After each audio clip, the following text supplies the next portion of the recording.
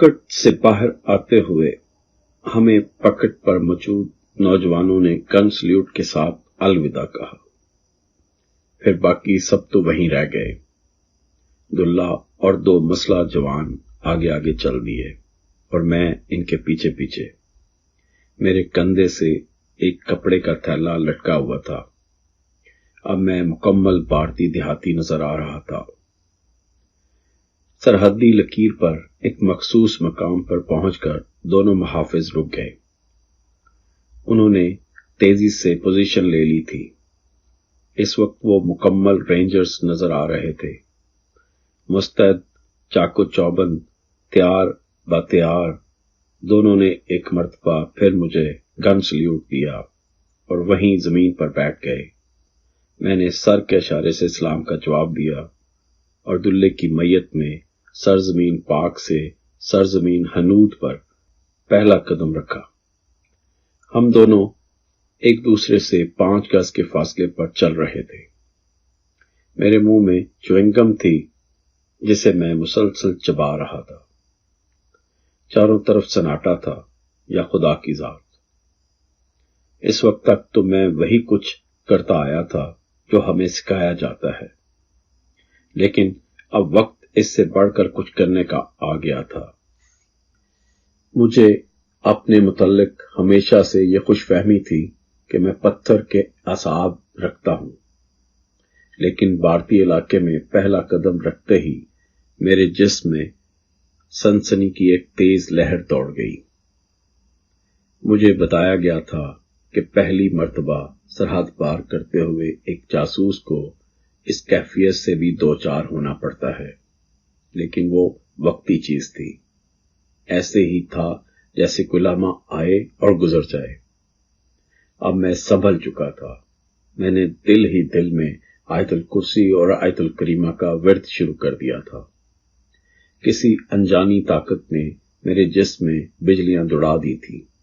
मुझे अपने अजीम मिशन के सामने खौफ, डर, घबराहट सब हीच नजर आने लगे थे।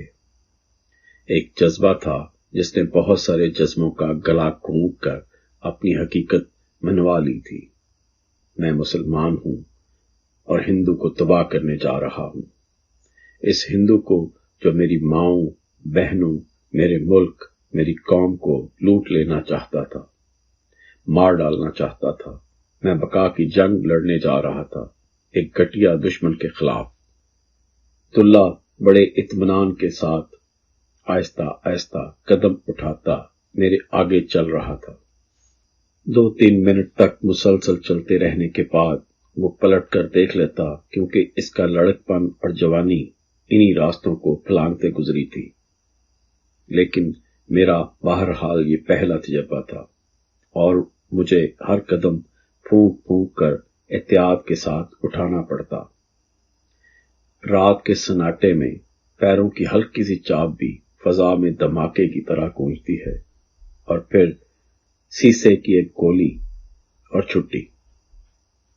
क्योंकि ऐसे हालात जो इन दिनों सरहदों के दोनों तरफ रूनमा हो रहे थे, इन हालात में कोई भी सरहदी मुहाफिज हार्ट पुकारने की मोहलत देने को तैयार नहीं होता। शायद यही वजह थी कि मुझ में और दुल्ले में फासला बढ़ जाता था। करीबन 1 घंटा तक हम दोनों इसी तरह खामोशी से चलते रहे। फिर वो एक खेत के करीब रुक गया। हाथ के इशारे से इसने मुझे वहीं बैठने को कहा और खुद सुनगुन लेने आगे चला गया। अब हम किसी हद तक महफूज इलाके में आ गए थे, लेकिन सबसे खतरनाक मरहला अब आने वाला था। हमें एक नहर को अबूर करना था, जिस पर अक्सर इंडियन सिक्योरिटी वाले नाका लगाया करते थे। मैं खेत के किनारे पर कमाद की फसल में छुप कर बैठ गया। शायद दुल्ला पहले ये इत्मीनान करने गया था कि झोंपड़ी खाली है या इसमें कोई मौजूद है। कोई 3-4 मिनट के बाद इसकी वापसी हुई। हम दोनों करीब ही एक घास फूस की बनी हुई झोंपड़ी में आ गए थे। ऐसी झोंपड़ियां अमूमन किसान अपने खेतों के करीब बना लिया करते हैं। झोंपड़ी में बैठकर हमने वहां मौजूद एक घड़े में से पानी पिया। मैं नंगे पांव चलते हुए आया था, जबकि दुल्ले ने फ्लीट बूट पहन रखे थे। इसे रबड़ के जूतों के साथ चलने का खासा तजर्बा था, लेकिन मैंने 2-3 फरलांग चलने के बाद ही अंदाजा लगा लिया था कि मैं ऊंचे नीचे और हमवार रास्तों पर जूतों के साथ अच्छी तरह नहीं चल सकता। इस इलाके में एक खास किस्म के छोटे छोटे कांटों वाली झाड़ियां जा बजा खेतों में और खास तौर से खेतों के किनारों पर लगी हुई हैं। क्योंकि मुझे अभी इनका खास अंदाजा नहीं था, इसलिए मेरे पांव में बेशुमार कांटे चुभ गए थे और अब हल्की हल्की जलन भी होने लगी थी। मैंने ठंडे पानी से पांव धोए तो खासा सुकून महसूस होने लगा। यहीं ठहरो, मैं जरा जायजा ले आऊं, दुल्ले ने सरगोशी में कहा और मुझे कुछ हदायतें देकर बाहर चला गया। इसके बाहर जाते ही मैं अपना लाए अमल तय करने लगा। हम लोग राजस्थान के एक इलाके गंगानगर से सरहद अबूर कर रहे थे। गंगानगर पहला सरहदी शहर था जो मेरे टारगेट के रास्ते में आता था। दुल्ले ने मुझे यहां छोड़कर वापस चले आना था, जबकि बाद में अपने टारगेट तक मुझे अकेले ही सफर करना था। एक मर्तबा फिर दिल ही दिल में मैंने अपने टारगेट के मुतल्लिक इतलात और सफर के मुतल्लिक जरूरी एहतियातें दोहराई और वहीं झोंपड़ी में कपड़ा बिछाकर खुशू और खुजू के साथ अल्लाह ताला के हुजूर कामयाबी की दुआ मांगी। मैं अब बिल्कुल पुरसुकून था, मुतमईन और आने वाले हालात का मुकाबला करने के लिए हर वक्त तैयार। चंद ही मिनट बाद दुल्ला आ गया। चलो जी, इसने तेज सरगोशी की और हम चल दिए। मैंने अपने पास मौजूद इंडियन करेंसी नोट प्लास्टिक की थैलियों में पैक करके अपने कपड़ों में मुख्तलिफ जगह छुपा कर रखे थे।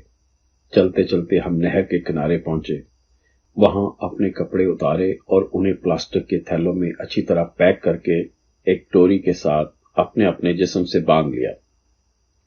अब हम दोनों सिर्फ अंडरवेयर और बनियान के साथ नहर अबूर कर रहे थे। नहर अबूर करना पुलिस रात अबूर करने से मुश्किल दिखाई दे रहा था।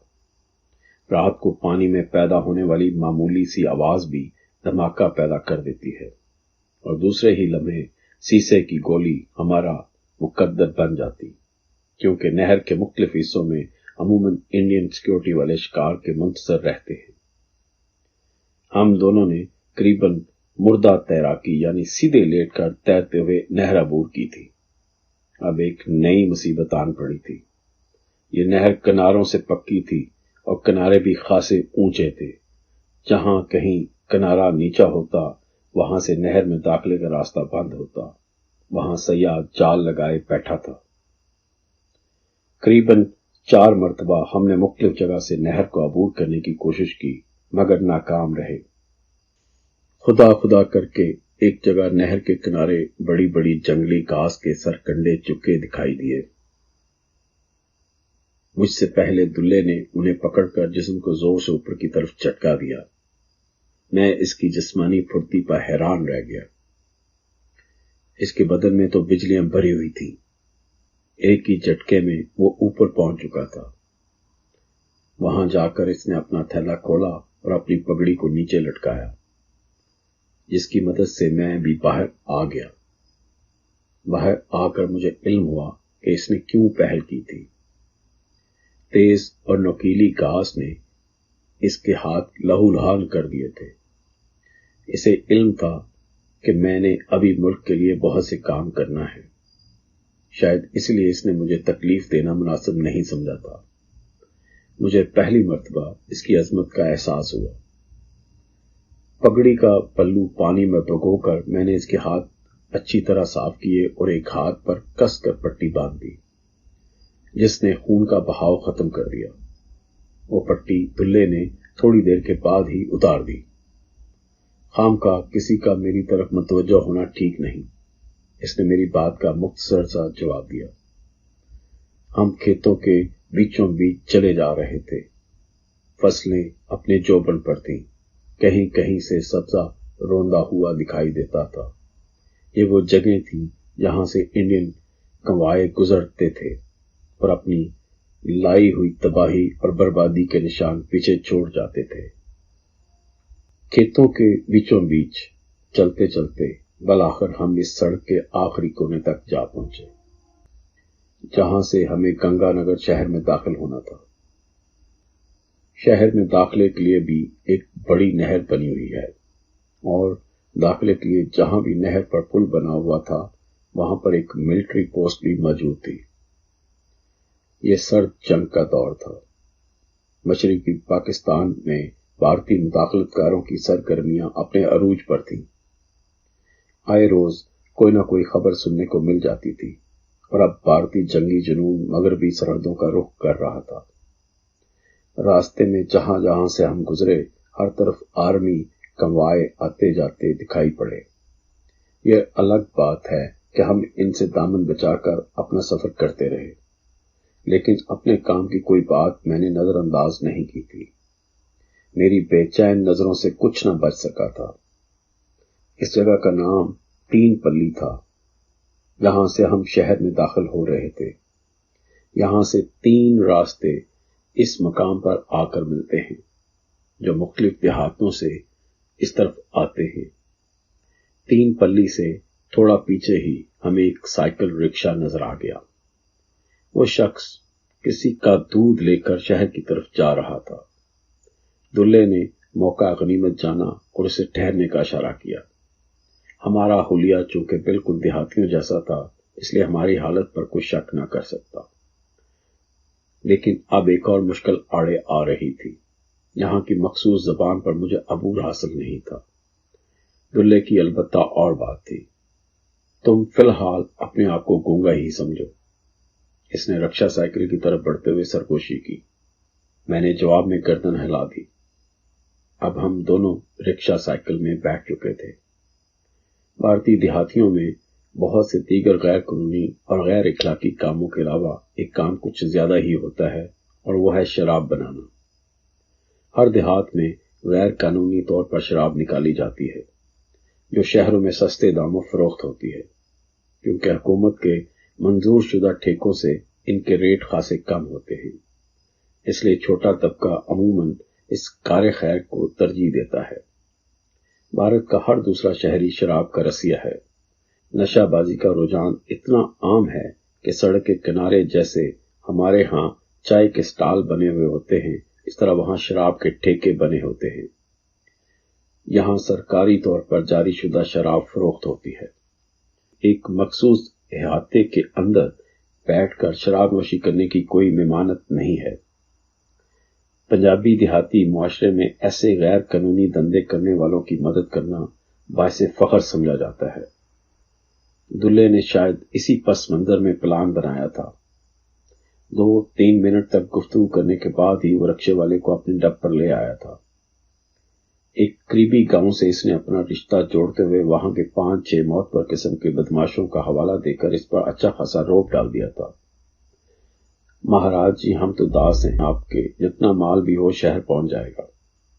عموماً سائیکل رکشا کو ہی اس غیر قانونی شراب کی منتقلی کے لیے استعمال کیا جاتا، اور ایسے لوگ اچھے خاصے پیسے کما لیتے۔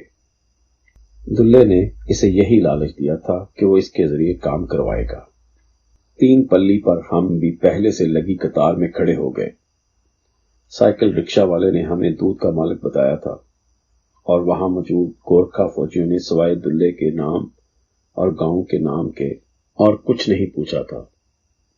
یہ مرحلہ بھی بخیر و خوبی طے ہونے پر میں نے خدا کا شکر ادا کیا۔ اب ہم لوگ گنگا نگر شہر میں داخل ہو رہے تھے۔ بھارتی شہری زندگی کا پہلا نمونہ ہی اتنا کراہیت انگیز تھا کہ میں نے پاکستان بننے پر خدا کا لاکھ لاکھ شکر ادا کیا۔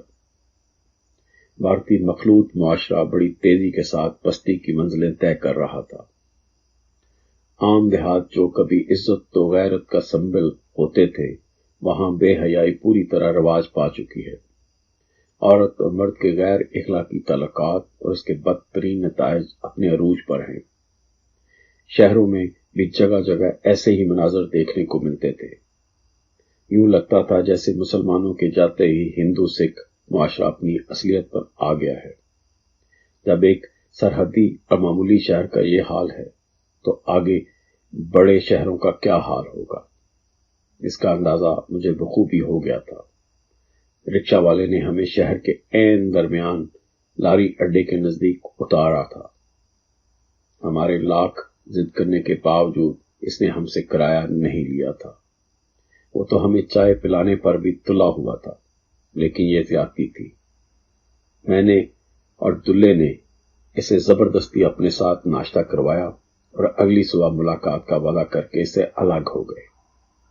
ناشتے سے فارغ ہو کر ہم دونوں نے گنگا نگر کے لاری اڈے کا رخ کیا۔ اس اثنا میں نے گونگا بنے رہنے میں ہی خیریت جانی تھی۔ ان لوگوں کے گفتگو کرنے کا مخصوص لہجہ ذہن نشین کر رہا تھا۔ جب تک مجھے اس بات کا یقین نہ ہو گیا کہ میں یہاں اجنبی اور الگ الگ نظر نہیں آؤں گا، میں نے زبان بند رکھی۔ مجھے لدھیانے جانا تھا۔ قسطوں میں سفر کرنا ہی محفوظ ترین تھا۔ ہم ایک بس میں بیٹھے اور ابوہر کی طرف چل دیے۔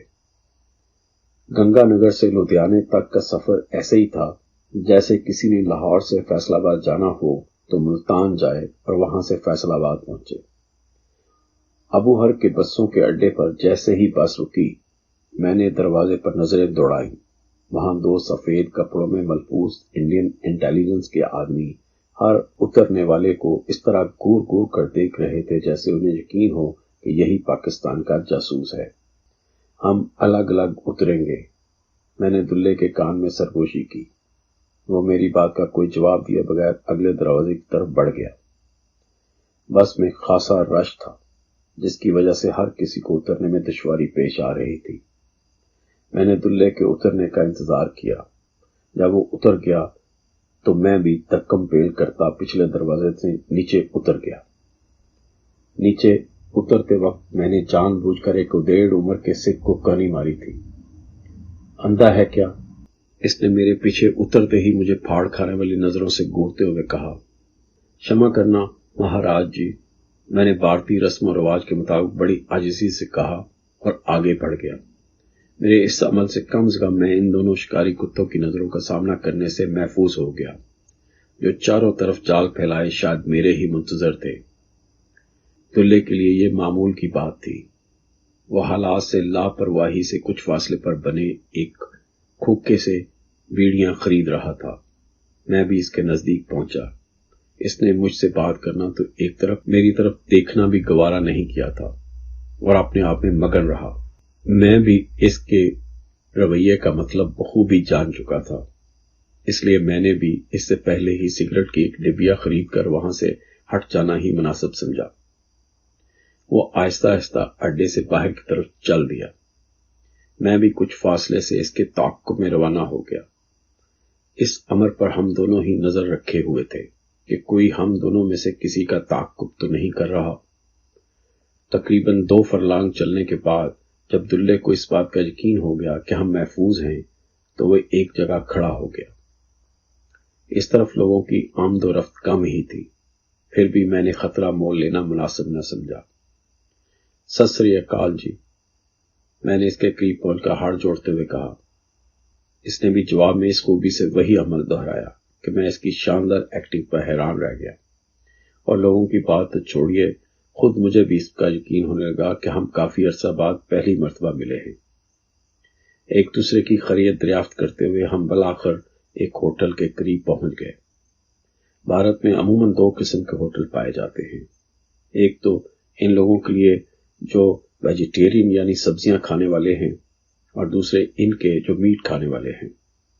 مسلمانوں کی گوشت خوری چونکہ مشہور ہے، اس لیے ہم لوگ ایسے ہوٹلوں میں جانے کا رسک کم ہی لیا کرتے ہیں، خواہ وہاں حلال گوشت ہی کیوں نہ فروخت ہو رہا ہو۔ میں نے سرسری نظروں سے جائزہ لیا۔ ہوٹل کے باہر لکھا تھا پریم وشنو ڈھابا۔ وشنو وہ لوگ ہوتے ہیں جو انڈا گوشت وغیرہ نہیں کھاتے، اور ایسے معمولی درجے کے ہوٹل عموماً ڈھابا کہلاتے ہیں۔ دلے نے جان بوجھ کر اس جگہ کا انتخاب کیا تھا کیونکہ یہاں عموماً غریب لوگ ہی کھانا کھاتے ہیں، ویسے ڈھابے زیادہ مشتبہ بھی نہیں ہوتے۔